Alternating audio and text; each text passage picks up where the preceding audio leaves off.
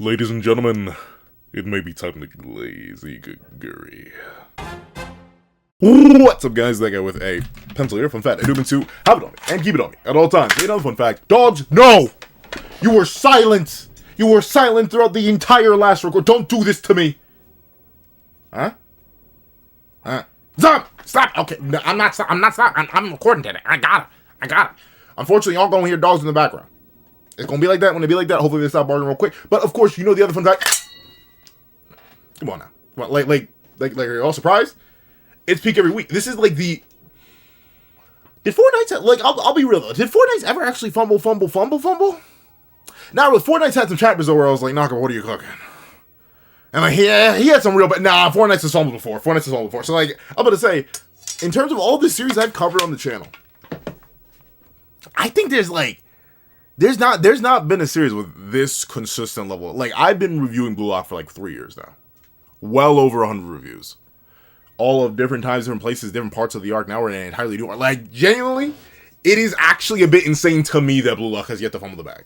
Especially with characters that I could have sworn were going to make me fumble the bag. Or not make me, but going to make the manga fumble the bag. Like, you want me real? I figured once Igaguri got his moment in PXG, I was going to start hating. Hey, do you know how much of a feat of writing it is to take a character who I didn't just feel neutral towards, which is admittedly most of my feelings, but a character I actively didn't like, and then you're like, well, hold on a second. Maybe. Just maybe. The more Sensei and kind of show Sensei know they're clear. Like, that is actually crazy. And to have him show up last chapter, have me switch back to my hater ways, and then immediately turn the switch on and be like, wait a second. Not only is he kind of drippy, and in fact, the drip is even evolved. He's got the necklace on, he got the beads on his neck and on his wrist. Yo, he just like me. Nah, but with that being the case, man, Blue Lock is kind of crazy. Like, and notably, I've seen a lot of people say Blue Lock Glaze is getting a little bit too extreme. No. Like, Blue Lock Glaze for the anime, I can kind of see it, but then again, the anime, I basically consider that a separate continuity, dog. Like, I cannot compare the anime and the manga. But with that being the case, man, I don't know, dog. I don't think the Blue Lock Glaze is outrageous. I don't think so. I think the worst chapter, and ever since I started reviewing it, at least, has been like a 6. That's still good, by the way. I know the rating system in general has like gotten so jacked up that people hear 6 are like, oh, it must be trash. No, trash is like 3 or 2 or 1 or 0. Like, once you're in those bottom 4 numbers, if 0 even counts as a number, then I think it's trash. A 6 is pretty good. It's just not great, outstanding, miraculous, life-changing. Like, it's not those top numbers, but a 6 is pretty good, and that's as low as Blue Lock has gotten. And I can't even really, like, remember a context. I can only remember, like, certain chapters where not much happened, and it was a whole lot of talking, where I'm like, okay, I can kind of get this. But even then, I understand why they went down and went through and elaborated and broke it down, like, stuff like that. That's, like, the lowest it can go, and I can't even tell you a chapter like that off the top of my head. Look, it's just gonna be. So let's not waste any more time. Let's hop right into chapter 310. Give it up. Hey, so I looked up your school and went there, but you weren't around. They acted like I was some kind of creeper. That actually is kind of I mean, nah, that's kind of weird. Like, looking up the school and going there, and it's like, I'm not gonna say that's like it's not normal. Like, I don't know. But you know what? I guess I gotta think about it. Like, in the modern social media age, you get someone's name. Heck, nowadays, you get someone's like, you take a picture of somebody. And 9 out of 10 times, you can, like, reverse image search find them anywhere. So the fact that he actually did, like, kind of personally, not very well, but he personally-ish knew Nagi. And obviously, Nagi came from a relatively prestigious school. And obviously, he was in, like, he was succeeding before even going to Blue Lock. So naturally, he had a reputation even before that. I don't think it's, like, too absurd in the modern digital age that Igaguri was able to, like, backtrace him and go there. Like, it seems legit. And it seems like something it would happen, especially based, like, on Igaguri's history and stuff like that. I'm assuming he's using any excuse he can to get out of that darn temple. Let's see. I asked your classmates, and they said you might be at that arcade. I've been looking for you. Hail the 3 treasures. See, half of me wants to hate, because I don't know, I get it, like, that is, like, just a thing he says, but I don't know, something about it feels weird, but the other part of me, like, actually likes that phrase because of how biased I am towards God High School. Like unironically, I don't talk about it at all. It's so funny. Like, despite God of High School probably literally being my favorite piece of fiction, period, point blank, like from character to narrative to action to artwork, like overall, band for band, pound for pound, like God of High School may just be my favorite thing ever. I rarely ever talk about it, but Hail the Three Treasures just immediately gets me thinking of Sun Wukong's Three Treasures. The Genduin, the Yoibong, or the Nyoibo. Well, I guess the Nyoibo is the power pole. Technically is the Yoibong. I'm not sure if I'm even saying it properly, but essentially Genduin, the Nimbus Cloud, Nyoibo, or the Yoibong, the shape-shifting staff, and the Gourd. The Gourd does the Gourd have a fancy name, or is it just the Gourd? I actually don't know. But the Gourd, like that's what always triggers it, which is why I have like a 50-50 reaction, because I love all those weapons. I love those three treasures, but I'm not even sure if that's what's being in reference here. I highly doubt it. I'm assuming this is referred to presumably the Buddha's three treasures, which I just don't know off the top of my head. So that's it. So you're a creeper now, Igaguri? Hey, now? He gotta always be like, but hey, Nagi. Nagi. Buddy, pal, amigo. If I had a pot and I had a kettle, I'd tell the pot over here to stop calling the kettle black, because, brother, you camped outside of Blue Lock. Like, went up there, set up a tent and everything, and sat out there. Hold up. Nice and meaty, like, you stayed there, big bro. That's a little creeper-esque. That's a little stalker-esque. I'd say even more than Igaguri. Because, like, Igaguri probably want to meet up with you just to have a chat. You were out there trying to beg Blue Lock to bust it wide open for you, dog. I can't give you a pass on that, Nagi, bruh.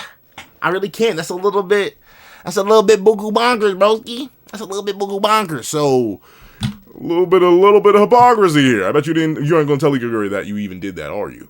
You gonna hide that little fat. You gonna hate and not appreciate. No, I said I'm not. I came here to see you. Yeah, but I mean, like, it's like a little creeper-esque thing. And, like, notably, I mentioned the whole idea of, like, it's common now. That doesn't make it any less creepy that you can just, like, reverse image search somebody. Like, I say it's different if you're someone like me, right? Like, notably, I'm a content creator. I put my face out there intentionally so people will hopefully recognize me, like, hey, that's a pretty neat guy. Hopefully, I can find more of his content. Like, that's different, right? I'm not shocked when people are like, hey, this guy looks kind of funny. Let me see if I've seen him somewhere before. And bada bing, bada boom, they have. But, like, all right. And I guess you could technically apply the same case for Nagi, because he's, like, a pseudo-famous U20 soccer player. But even still, I do find it weird when people be like, yo, I saw somebody, and I found their Instagram, and I found their this, and I found their that, and I found their this. I was like, did you ask for any of that? No. Then how did you like it is weird regardless. Let's see. So, what do you want, Stalker-san? Hey, once again, Nagi. Stop calling that kettle black. Wait, Pot called me kettle black. Yeah, stop calling that kettle black. Let's see. What do you want, Stalker-san? Igari's like, gang? Hey, Nagi, what are you gonna do about soccer? Huh? Well, I'll be honest with you, I haven't decided. Which I still think is crazy. And I saw some of y'all came around. When I offered that explanation. And yo, if you may be wondering, hey, Pencil Man, you didn't actually talk too much in the intro of this chapter. I think it was only like 3 minutes. It's very specifically, and notably, I do thank them for this. The person who was like, review starts at 11:26. When I saw that comment, I was like, darn, I was yapping for way too long. So my bad. I know y'all do typically come to me for the longer content, for like the deeper analysis, and for the more intensive yap. But for the review to not start, like, until like a fifth or more way into the video, that actually was kind of crazy. My fault. I know I was explaining something from the last chapter, and I'm gonna like reference back to the point. I saw some of y'all saw the vision once I better explained my views on Nagi making the wrong choice and Ego dispelling against that. And very specifically, a lot of y'all didn't just like agree with me or shift sides or just double down with me. A lot of y'all pointed out the idea that last chapter was all about Ego explaining why Nagi made the wrong choice. He was too heavily cherishing the idea, the memories, and the people inside of Blue Lock, when realistically, that's not what Ego would have wanted. That's not what Blue Lock wants you to do. That's not what anyone really in the Blue Lock program is supposed to do. All that is meant to be is a foundation, a stepping stone for you to move forward from. But Nagi's so, like, it's like the stepping stone that he stepped into was wet cement, and he's just sunken in there. And ultimately, he needs to rip his way out of it. Whether that be going down the pro soccer route, which I still see a lot of people wanting him to do, not necessarily going back to Blue Lock, or it be, once again, taking the deal from Buratsuta and going in there and becoming part of the Buratsuta 3 and going on to reclaim Blue Lock in his own way. Those are the ways that Ego would want someone to progress. And that would be more faithful to the Blue Lock ideals than what Nagi is being right now. Which is crazy, but once again, I do think it's poignant, right? Like, if you were to go back in time, back to reality, to when the Nagi Ego death first happened, which is something you can catch all the way back at the beginning of the playlist. I look completely different. The whole room set was completely different. Like, everything was... I look back at some of my old videos, I'm like, wow, how things have changed. How some things have stayed the same. But with it being the case... if you were to go back to me in that moment and say, hey, I know he's your favorite character right now and he may be about to fall off a cliff, but his writing is going to skyrocket. I'd be like, there's absolutely no way his writing going to skyrocket. His writing is skyrocket. Like, notably, I think it's a good thing he made the wrong choice. I still think he made the wrong choice. I think it's a good thing for his character. Right? Like that's the thing. I am perfectly fine with characters having wants and needs. That's the fundamental core of a story. Especially, not even just a story, very specifically a character story. Obviously, there's like the macro narrative story of the want versus the need, and like that goes into like more thematic stuff. But very specifically for characters, the whole idea of a want versus a need is very core to how you write a character story, and very specifically a character's development. So right now, Nagi wants to cherish and respect and uphold the idealized Blue Lock he has in his head, the memories, the dreams, the feeling of being fired up that he remembers that he currently lacks. What he needs to do, though, is throw all that away and keep it pushing in whatever way that means. If that means completely abandoning soccer, which I don't think it does because, makes too much money, that is a way to keep it pushing and move on. Whether that be taking the pro offer, that's another way to keep it pushing and move on. Whether it be taking the Buratsuta 3 deal, that's keeping it pushing, moving on. It's the idea that Nagi needs to let go, while right now he wants to hold on. So once again, Kaneshiro Sensei, wrist, whipping, going crazy with it. Let's see. I haven't decided. Yeah, I honestly figured that was the case. What? Have you figured it out? That's a good question. Let's see what Igarashi... I mean, like, he did technically get an offer. It was like 3 million yen, though. Right? And I'm not sure... Actually, I know, like, 3 million is a lot, but I know in yen that's probably, like, a lot lower. Do I do the thingamajig with the thingamajigger? I think I kind of will. Hold on. Let me... Because I always go to something... Oh! Wait. There we go. Okay. So let me see. Let me do... I think it was like 3 million? 3 million yen to USD.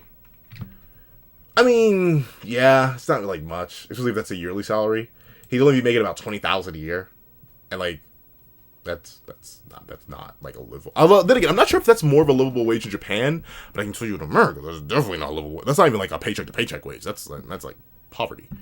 But and especially in comparison to what, like you saw, use 188 mil, I believe it was 188. 1, 2, 3, 4, 5, 6. Yeah. So while Igara's out here making $20,000 a year, Isagi and Rin are making $1,276,090.23 a year. So very clearly they are not in the same kind of place in order to be living. But I'm assuming Igaguri, since he was so focused on the idea of that freedom and getting away from what his family had kind of like digidestined for him, maybe he's still gonna go for it. Let's see. No. Oh wait, never mind. He hasn't.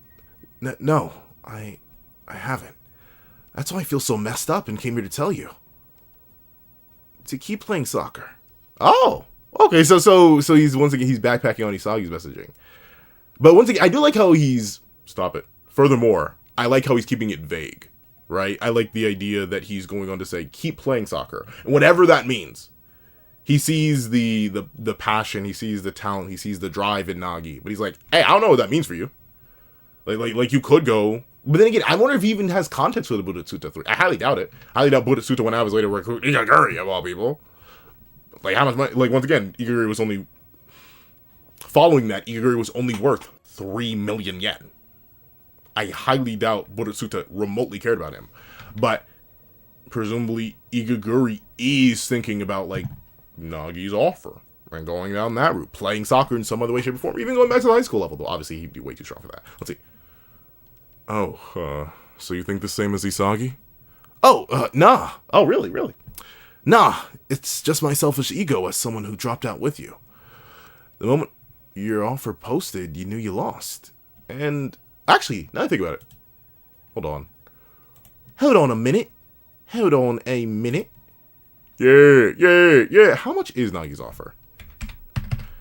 If Igaguri's was about 20,000, so Nagi actually would still be making pretty good money now I think about it. If it was 3 million versus 24 million, that's just 6 times that.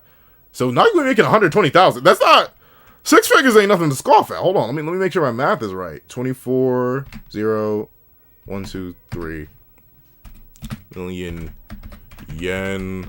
Bleep yen to USD. Oh, that's even more. What poor math was I doing? 3 times 8. I'm an idiot. 3 times 8 is 24 million, not 3 times 4. Or not 3 times 6. Whoops. But yeah, 162,000. Like, that's nothing to sneeze at. That's like, how many of y'all are making 162,000? I can tell you I ain't. But like, how many of y'all are making 162,000 a year? Like, obviously, we scoffed at Nagi's low salary because, you know, you saw he was in the multiple hundreds of thousands. But 162,000 a year? $162,905.14 ain't nothing to shake a stick at. That's a pretty good living, I'd say. Let's see. The moment your offer posted and you knew you lost, what did you feel, Nagi? Oh, I guess I wasn't that surprised. Gotcha. I was frustrated, but happy. Interesting. Let's see an elaboration on that. Huh? I mean, I went to Blue Lock to become a pro soccer player. So no matter what amount it was, if I got a salary offer, I wouldn't have to take over the temple. That dream came true. To use Ego's words, I was satisfied with that. That's right. And I guess that is true when you think about it. Igaguri never really had his sights on being the best in the world. He was always living in this proverbial cage. And ultimately, what that salary represented was a form of freedom. So even if $20,000 a year isn't much, isn't livable, if any fate is better than the fate he would have faced otherwise. I think that's the kind of point he's trying to push across here. But because of that, since his aspirations and dreams were never that high, he was more easily satisfied. And notably, his reaction is fundamentally different from Nagi's, right? Because Nagi, he wasn't surprised, but he didn't say like he was happy about it. He was like, well, shoot, I didn't do anything. I'm not surprised I got such a low value. But for Igaguri, he was angry but satisfied, right? Nagi was disappointed.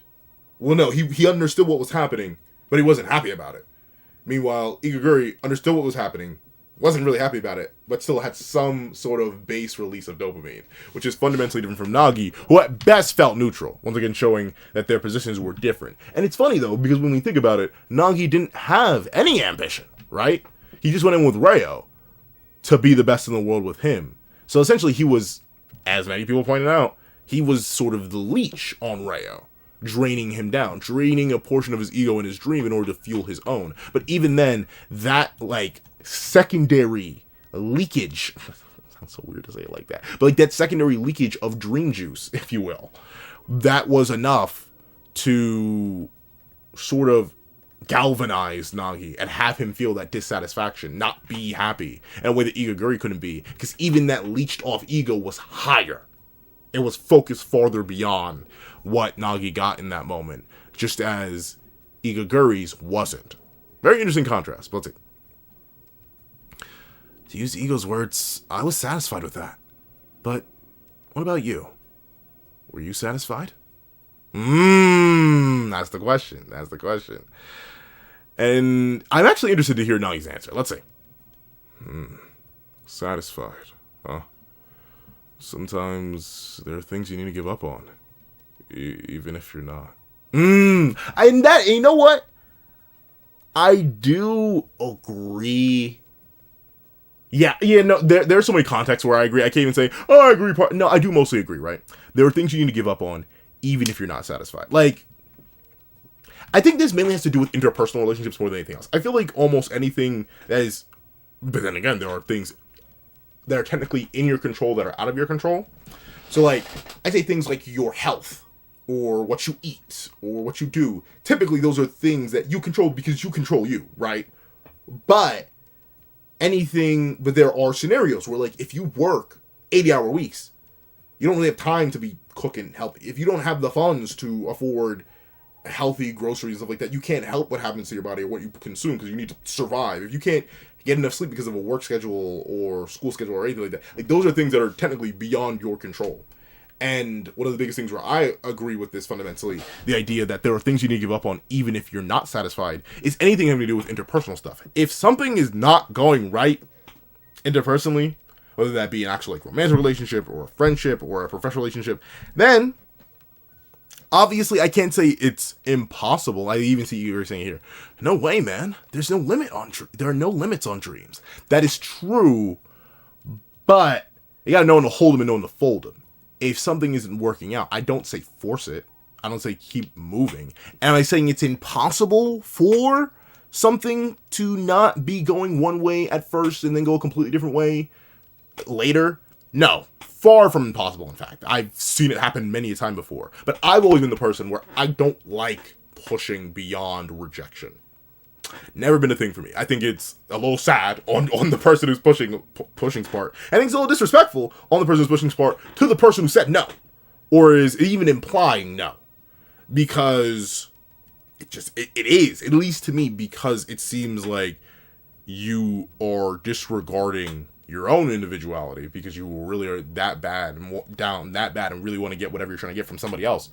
And also, you're disrespecting their autonomous choice to tell you no. Or to heavily infer it, because there are many times where people just won't explicitly tell you no, but they've told you no, if you know what I'm talking about. Which I feel like most do.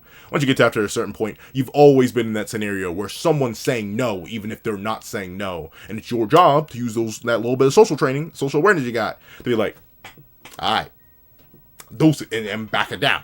So, that's a rough thing. I do agree with Nagi.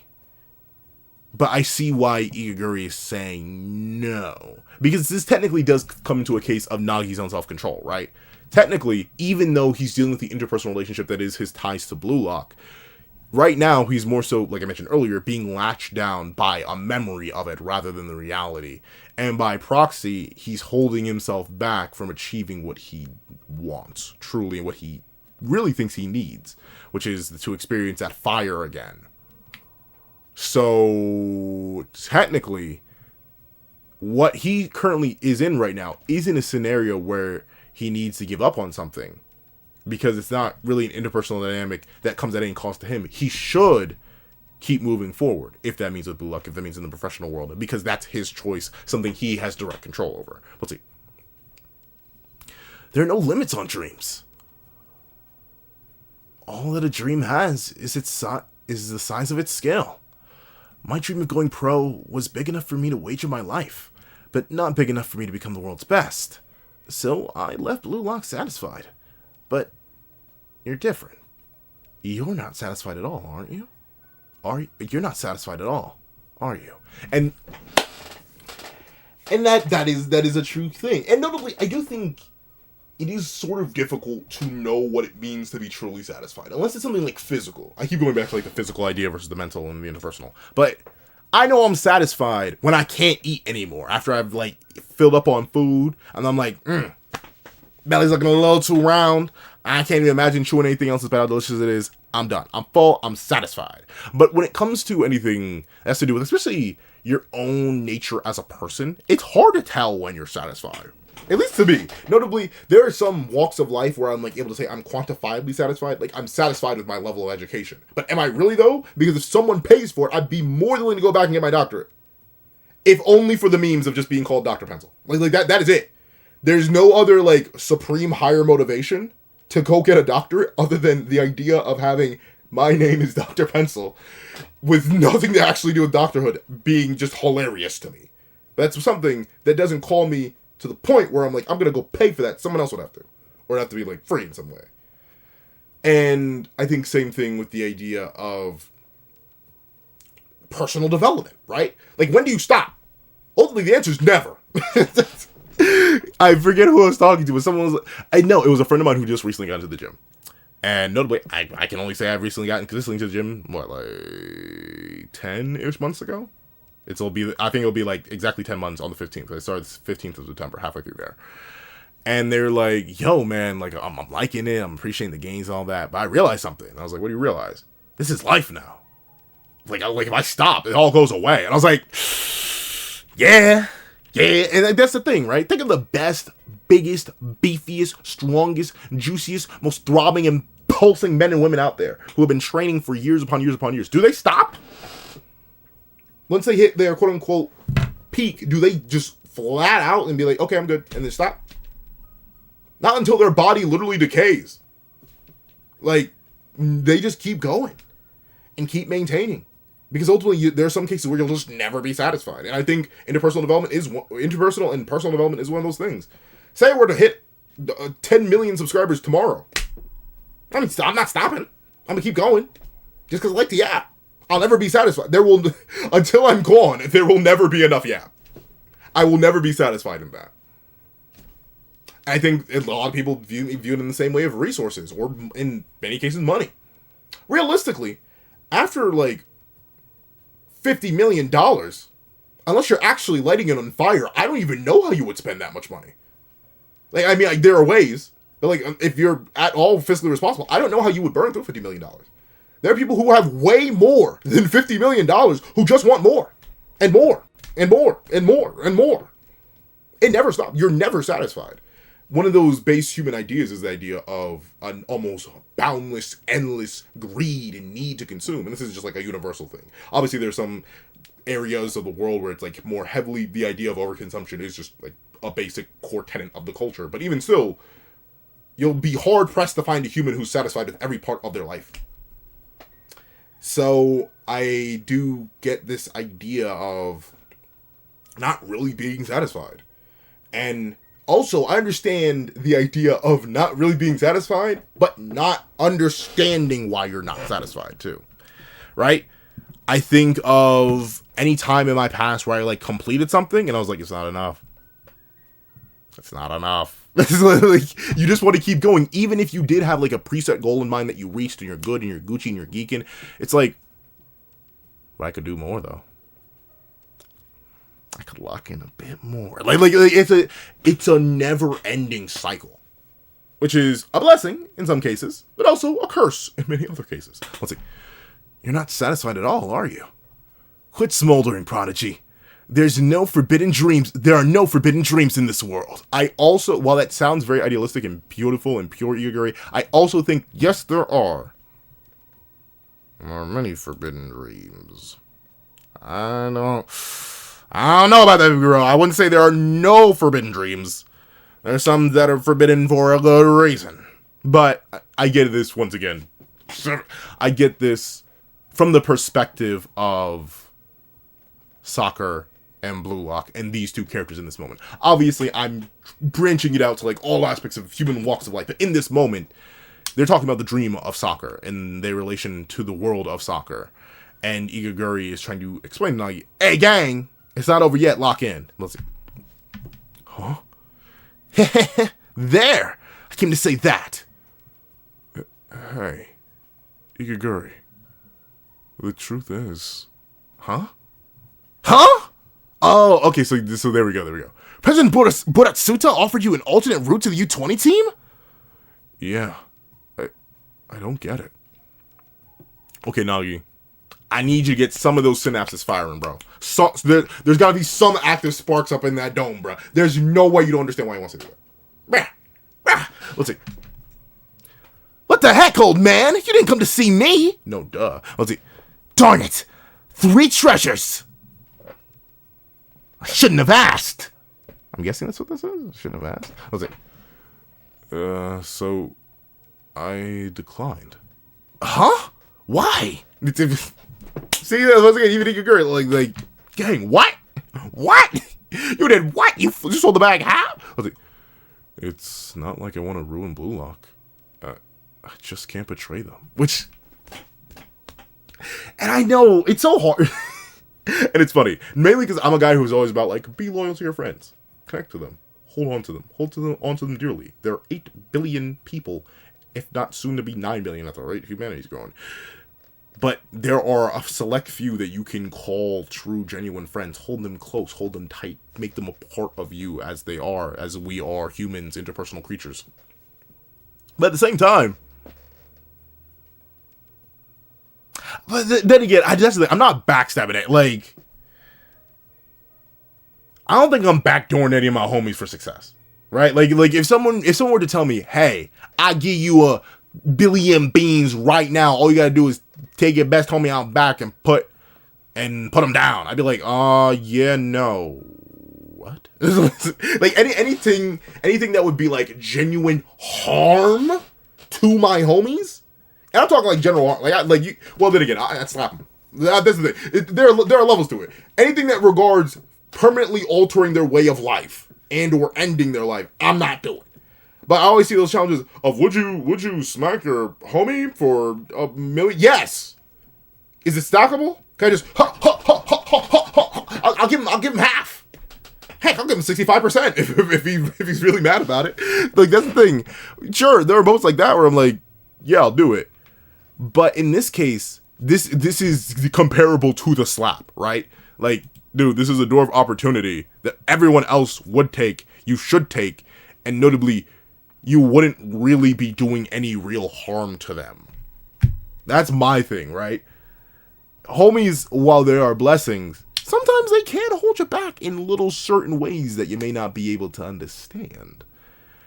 And while that can be a good thing in some cases, it's always good to have a homie who has your best interest in mind, is able to see things clearly from a perspective that's not yours, because trust me, we cloud our judgments all the time. You shouldn't let your homies be the reason why you decline an opportunity, I'd say. I don't think so. An opportunity that is either sort of interlinked with them, or especially in the case of this, kind of completely disconnected from them. No one in Blue Lock cares if Nagi thinks about that he's betraying them by joining the Buddhatsuta 3. In fact, numerous characters would just be happy to see him again. Right? So, like, he's only benefiting not just himself, but everyone else in a way by showing back up through the Buddhatsuta 3. So, I don't know, man. But once again, I'm saying, continuing from that point, I ultimately think this is still good writing. But let's see. Huh? Nagi, you, is that the only reason? Huh? Well, yeah. That's all. Huh? What are you talking about? You're already the world's biggest Blue Lock. Oh, so once again, it's kind of sure says he's just gonna smack his meat through Igaguri of all characters. It's kind of sure says he's just gonna smack his meat on the table. We were already kind of being not so subtle with it last chapter. And I even inferred to the chapter beforehand when the offer was put up and Nagi declined it. But I guess it is gonna remake to be the right. Igaguri's probably gonna be like, dude, like this is not what you would have wanted. Let's see. What are you talking about? You're already the world's biggest Blue Lock trader. Huh? I love how that got the bubbles going and all you said, like, wait, what do you mean? Just think about it. At the last minute, you made that pass and lost. What you did was the opposite of the ideal of the world's best striker. Okay, so it is still a bit more indirect, right? He's not talking about the idea of, like, egos and self-development and interpersonal stuff like that. But still, that's close enough. What you did was the opposite of the ideal of the world's best striker. And now you say you can't betray them? You're out of your mind, you idiot! The more we talk, the more mad I get. Oh, so then what would you think if I obeyed Bodhisattva and went back to Blue Lock? It'd be lame! Okay. Let's see that, yeah, okay, so never mind. Igarashi, he's not going to be as straightforward. Because I don't think that'd be lame. Like, once again, when considering another angle of that, I sort of see what Igarashi talking about, the idea that'd be lame. But no! It's an opportunity, like, I don't know, man. I don't know. What's a good example that I can directly relate to? See, that's the thing, though. Notably, I either got into things or I didn't. That was never, like, the second option. I was never next man, admittedly. I was either not man or man. Like, there's no real in-between. But I can imagine a scenario where I'm put in Nagi's same boots. Like, say, I'm thinking of, it wasn't a group of 23, but it was like a group of 10 project. Say I wasn't chosen for the 10, but then one of the 10 decided to drop out, and bada bing, bada boom. And in fact, I know someone who was in that similar situation because I was in that group, and then a person dropped out or just wasn't able to make it, and another person joined in. But if they came to me and were like, hey, you were the 11th man, but one of the 10 people dropped out, or now we want to make it an 11-man group, do you want to join still? Yes! Because it's an opportunity. I don't care how lame other people think it is. Oh, look at that. The person who couldn't make the top 10 now thinks he's relevant. I don't care. I'm here. I'm here and I'm gonna show out. I'm here and I'm like, yeah. I'm gonna do my stuff. Like legit, that's just how I view things like that. Ultimately, I don't care what you think of me, or what you think of how I got here, or where you think I stand relative to you. As long as I'm here, I'm gonna do it. As long as the opportunity presents itself, 9 out of 10 times, I'm gonna take it. The only times I've ever turned down any sort of opportunity is when they directly conflicted with another opportunity or something else I was currently doing at the time, and I'm like, can't do that. Just because the timelines don't work out. And ultimately, that opportunity is less than the other opportunity. There are times where I've had like a stable opportunity, but then a better opportunity came up and I've been like, I've wiped my hands of the other one. I'm thinking of like a job situation where I got a job. I was hired for it. I did the training and everything. I was supposed to start in like a week. But then another job hit my line. It was like, hey gang, you want to work for us? And I was like, y'all have more benefits. Y'all pay me more. And you're closer. Yes, and I immediately called the other job that I did the entire training for. I was like, low-key, my fault, OG, but the real job I wanted, like it hit me back. So, deuce, like, I've done that. It is that case where I don't care. Did it seem rough? Did it seem rude? Did the people who I said, okay, I'm not going to work for you now because of my real job called, did they like that? No, but I don't care. I had to get that bread. Let's see. And what would Isagi and Rail do? But see, stop thinking about other people. Think about you, Nagi. Think about you. Let's see. That it was super lame. They'd be like, you showed your sorry behind here again? Oh. Yeah. But if you're going to quit on your dream based on what others think, then just give up. It won't come true. So Igaguri, even if he's like, I think it's lame, he's still like, dude, stop thinking about other people. And it is sad to say that because we are interpersonal, emotionally bonded creatures. We are social animals. But man, and it's really hard. It's really hard because there are some times, and that's the beauty of a complicated situation. That's the beauty of humanity, right? Where there are times where I'm like, stop listening to other people think, do your own thing. And there are other times where I'm like, you need to start listening to what other people think. You're walking down a dark path. Like, and notably I think of that in a lot of like relationship senses where I'm like, that person, male or female, is not good for you. Maybe you shouldn't do that. And then, shock horror, they didn't listen to you, boy. And then usually, it's never just me. I'm kind of like the last straw, because I'm very hard pressed to judge. And I'm the kind of person who, once you do get in a relationship, I'll be the first to step back. Because, you know, I believe there are levels to stuff, and once you're dating somebody, I don't care how good of a homie I am, I'm a bit lower on the totem pole. You could have known me for 10 years and known her for 10 months. It don't matter. One of us is in a romantic relationship with you, and it ain't me. So I'm always the kind of guy to step back. But if I've come to you and I'm like, hey, based on what I'm seeing and what I'm hearing, this may not work out. That's a case where I think maybe you should give up on a certain dream based on what others think, because others are noticing something's wrong. But even then, it is a complicated scenario. Though usually I can't think of a time where like that's I've been like, hey, that they're not good for you, and it actually like worked out. Like, sometimes it worked out for a bit, but then, like, ended, like, months later. Or even sometimes a year later. And I was like, hey, looks like everyone who was telling you something was wrong with that person was right. Darn, ain't that crazy? Go ahead. Yes, you can cry on the couch for a while. Please, just make sure you put, like, a cover over the upholstery so you don't ruin it. I was like, it won't come true anyway. What? Are you picking a fight? Oh, what? Now you gonna throw hands now? Yeah, bring it on. My parents were against my dream. So when I went to Blue Lock, I left the house with this resolve. If I lose, I'll work in the temple forever. Or I'll become a soccer pro. I wagered my dream against the risks. It's nice to actually see Igaguri's parents. Actually, he looks a lot. He looks like his mom, actually, more than his once again, once he looks older, he started to look like his dad. He looks a lot like his mom, though. As another person who looks exactly like their mama, I see it, Igaguri. But yeah, I see what he means here, right? Like, Igaguri, he took that gamble, he took that risk, and did anything in his power to fulfill it.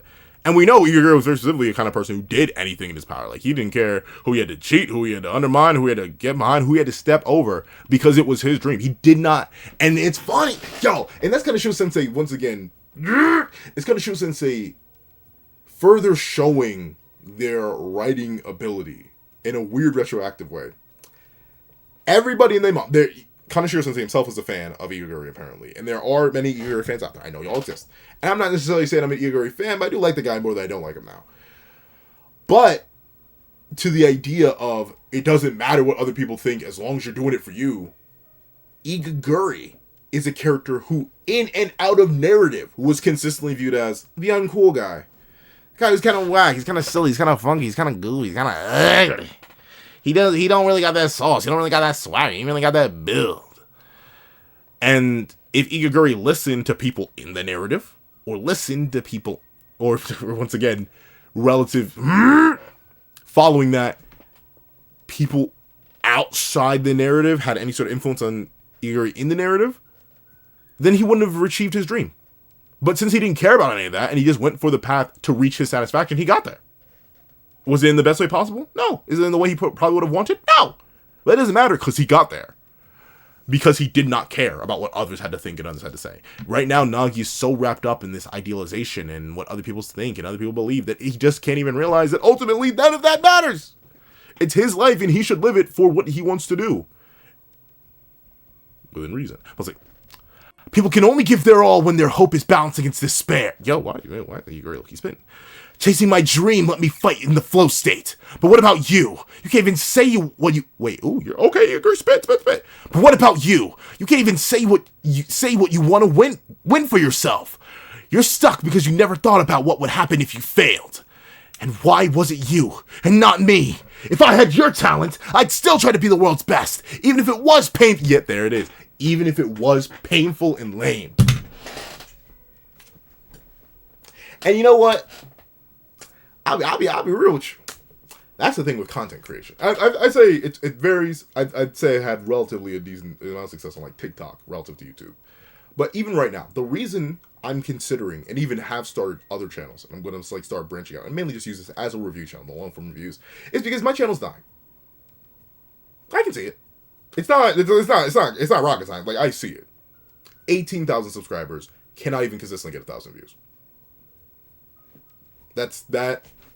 Math, not mathin'. But why do I still make content anyway, even if it's painful and some people find my content annoying? Because I want to do it. Because I like the app. And I know there are people who do enjoy it. So sure. Will this channel never be one to get like the millions of thousands of hundreds of views that other people get? At my size or smaller or bigger especially? Probably not. Probably not. I think I fumbled with the channel way too early on in its infancy. I think it was way too inconsistent. I think I messed up a lot. And obviously this channel has been a labor of love and a development project throughout its entire run. But now, I'm taking what I'm doing and I'm adding to somewhere else. Does that mean I'm going to stop producing here? No. I'm still going to do the full-scale reviews here. But now, there is going to be another channel that's going to do 15-minute videos exclusively. There's going to be another channel that does exclusively reaction videos. There's going to be another channel that does exclusively Kingdom Hearts content. That's just 3 I'm thinking on the top of my head. There already is the short channel that I completely forgot about, and I still need to upload more shorts too. But like that's the thing. I'm just going to branch out. Sure. It's painful. It's sad to look at the numbers and just see them all down. I've had down arrows in all my analytics for months. Could just stop. Could just give up. Could just quit. Could be like, oh, well, I did pretty good. But y'all are here. Whether y'all is one person or 1,000. Y'all are here. Y'all want to hear me yap. And I like to yap. So we're in this together, no matter how painful or lame it may be. And that is a truth, right? Ultimately, and notably, I wouldn't say I'm talented, right? This is a different thing. The only thing I say I'm talented at yapping because I come from a long line of yappers. Like, talent is something inherited. I inherited my yapping ability from the long line of yappers I come from. Yappers on both sides of my bloodline. My mom, my dad, both sets of my grandparents, and their parents before them. We were all yappers. That's like the only talent I'd say I have. But because of that, yeah, I'm still trying to be a content creator. Best in the world? Highly doubtful, but still, I'm gonna try. That's the fun of it, right? Never know. Even if it takes a whole bunch of effort, a whole bunch of time, even if there are end of days of work where I'm like, I don't really feel like recording today. I don't think I will. I'll still sit down in front of the camera anyway. I'll still make the content because luckily enough, I know that I like to yap, and there are people who like to hear me yap, and especially, and notably, trust me. I love that people cherish the yap, that I make people's days, that I've made people happy with my opinions, and the silliness and the goofiness and the memes and the yaps and the reviews and all that. So there's always a reason for me to keep going, even as the numbers drop lower and lower and lower. Because if I know I've reached out to one person and made their day, makes me happy. So yeah. We gonna keep it pushing. We'll see. Darn. Sorry. I'm just talking nonsense. It's your life, after all. Sorry for butting in. Oh, but see, no, you were spit. Let's see. Igaguri. Thanks for coming to see me. You would be a good monk. Hey, that's like the worst thing you could say to the guy. That's me. Don't say that. Let's see. Huh? What? Huh? But I'm gonna be a soccer pro. I'm not gonna be a monk. Yeah, talk, Igaguri. Where you going with a pain, man? Hey, we're not done talking. No. I'm good. Okay, so yeah, he's gonna take the deal. Like everybody knew, he's gonna have to take the deal. He's gonna take the deal. No. I'm good now. Huh? Seeing you got me fired up. Yeah, baby! And would you look at the end of the chapter? Yep. 2 days into the U20 World Cup. Oh, okay. Darn. All right. W chapter. Man, look at Kanashiro Sensei making me really like Igaguri. I thought I'd never see the day. But if you meant all the way to the end of this video, please leave brand new fire. There it is. Leave brand new fire in the comment section down below. I did thank you so much for watching. Please remember to leave a like, share, comment, and subscribe. Make sure the notification bell so you don't miss out on any videos that come to the channel. Also, you have a Patreon down below where you can support me for as well as one account a month. Now on, hitting the exclusive videos, early content, and more. Also, now you become a member of the channel for as well as $3 a month to get the same perks and more. Some of those perks include the live reactions, share the series I'm to review, ad variations of all my videos, and if you become a $25 Patreon or $25 member, you can order whatever video you want. Also, you have a link to my Ko-Fi in the description down below. You can drop 5 views on a short video, 29 beats on a long video, or any means at all. Any support is always greatly appreciated. Now, I'd like to thank you so much for watching once again, and I hope you guys have a wonderful day. This is Dagger the Pencil, writing off.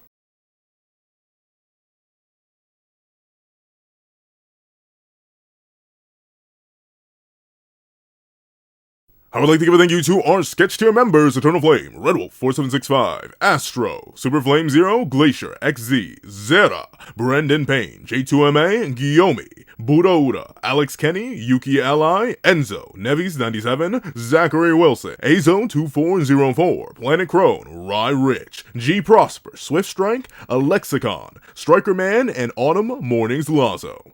Then, I'd like to give a thank you to our line art patrons: Sean, Midnight Lord 21, Kevin, Encarnacion, Dread Zoan, and A+A.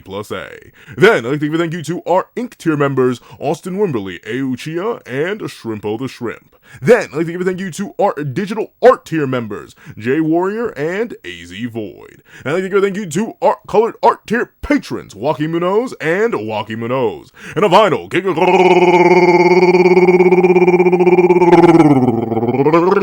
thank you to our ultimate, that guy with a pencil tier patron, Calvin's wife.